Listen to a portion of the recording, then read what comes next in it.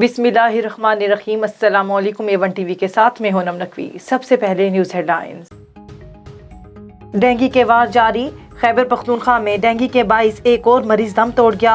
सूबे में डेंगू के बाइस जान बहक मरीजों की तादाद 10 हो गई। गुज़श्ता 24 घंटों के दौरान मजीद 97 अफराद डेंगू वायरस से मुतासिर। हुकूमत की IMF की एक और शर्त मानने की तैयारी। पेट्रोलियम लीवी हर माह 4 रुपए बढ़ाने की बारी। मुशीर खजाना शौकत तरीन का कहना है कि कारोबारी माहौल के साथ टैक्स नेट भी बढ़ाना होगा। IMF से मामला तय। पाकिस्तान को $1 अरब मिलेंगे। हमाद अजहर बोले, IMF ने इकदाम को सराहा, चंद माह बाद शायद टैरिफ बढ़ाना पड़े।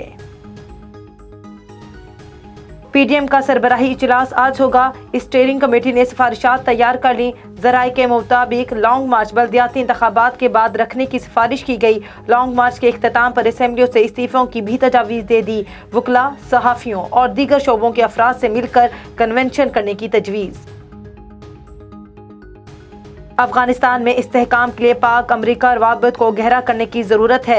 वज़ीर आज़म की अमरीकी कांग्रेस के वफ़द से बातचीत। इमरान खान ने इंसानी बहरान और मुआशी तबाही रोकने के लिए अफगानों की माली मदद पर जोर दिया।